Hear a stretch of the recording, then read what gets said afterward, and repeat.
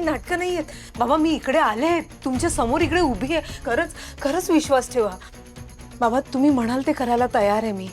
फक्त यांना कळू देऊ नका. काय ना, शेवटी मी त्यांची बायको आहे. कुठल्या नवऱ्याला आवडेल आपली बायको? लक्षात आलंय माझ्या सगळं, लक्षात आलंय.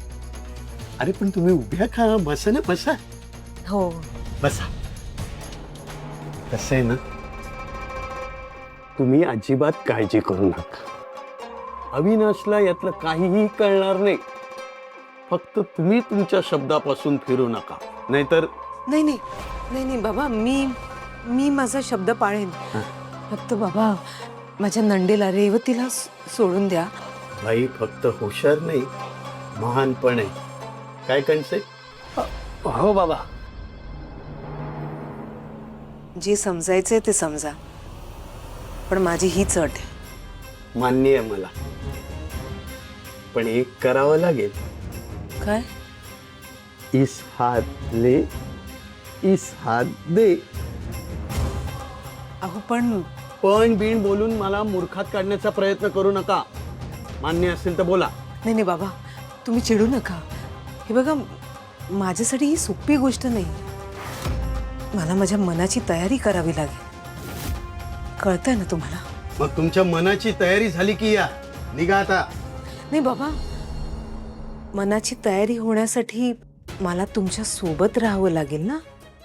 म्हणजे काही दिवस मी तुमच्या सोबत राहिले तर म्हणजे कसं ना, माझ्या मनाची तयारी होईपर्यंत मला तुमच्या सानिध्यात राहावं लागेल.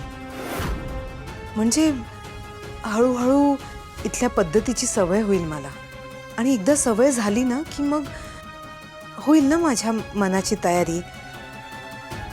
ओ, म्हणजे तुम्हाला माझा सहवास हवाय आणि त्या सहवासामुळे तुम्ही हळूहळू फुलत जाल.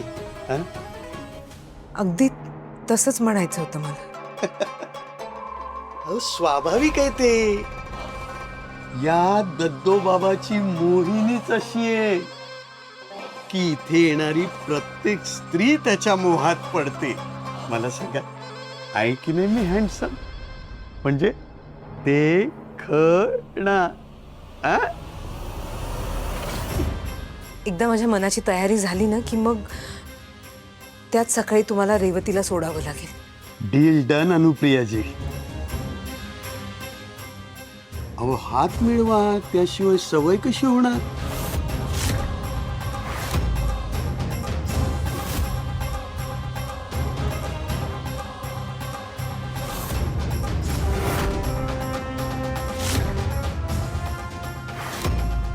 आनंदी आनंद, आनंदी आनंद.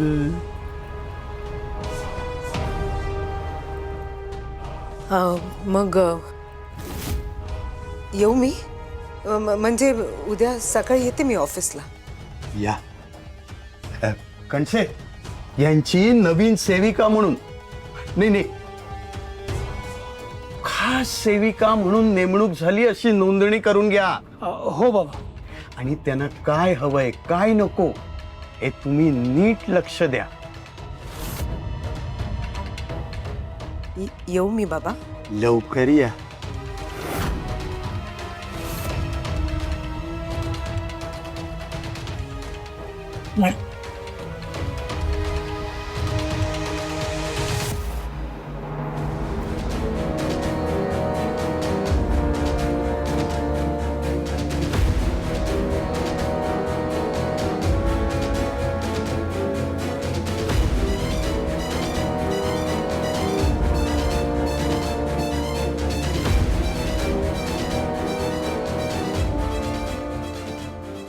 रोज इथे यायचं म्हणजे दिव्यच आहे. रेवतीसाठी हे करावंच लागेल.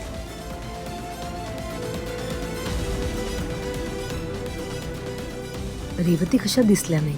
उद्या तरी त्यांची भेट व्हायला हवी. त्यांच्याशी बोलून बघते. तसं त्या ऐकणार नाही, पण प्रयत्न करायला काय हरकत आहे?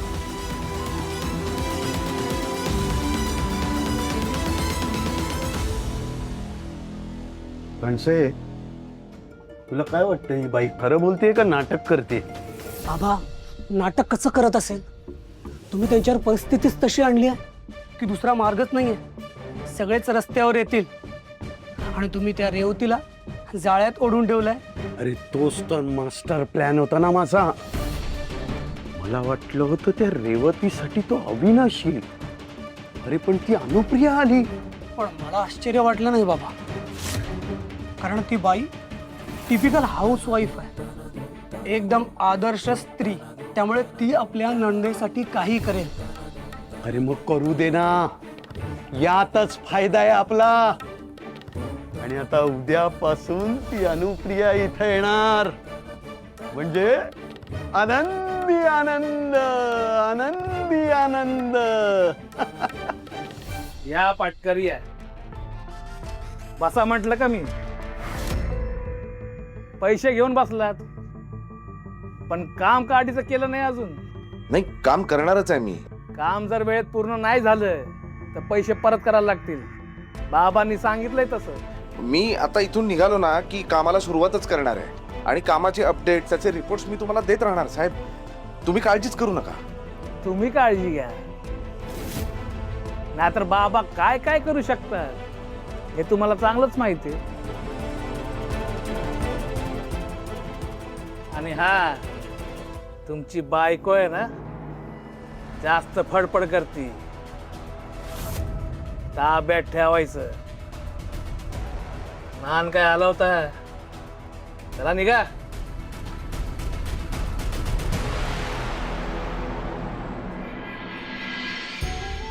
आई, ठीक आहे. आई प्लीज.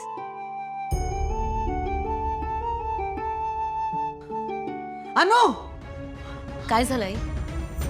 वर तोंड करून विचारतेस काय झालं म्हणून? क्लासला गेली होतीस ना? कुठल्या मुहूर्तावर माझ्या घरात आलीस काय माहिती? माझी रेऊ त्या नीच बाबाच्या तावडीत आहे आणि तुला क्लासची पडली. आजी अगं. गप्प बस. आजी आजी, तुम्ही दोघी माय लेकी मिळून ना माझा जीव घ्याल, जीव. माझी रेऊ तिथे अडकलीये. माझी दोनही मुलं संकटात आहेत, पण तुम्हाला तिची काही पडलेली नाहीये. नुसतं पुढे पुढे करायचं असतं. आई तुम्ही जरा शांत व्हा ना. तू एक शब्द बोलू नकोस माझ्याशी. मला तुझं थोबाड पण बघायचं नाही. जा इकडून. मी जाते, तुम्ही स्वतःला त्रास करून घेऊ नका. जा.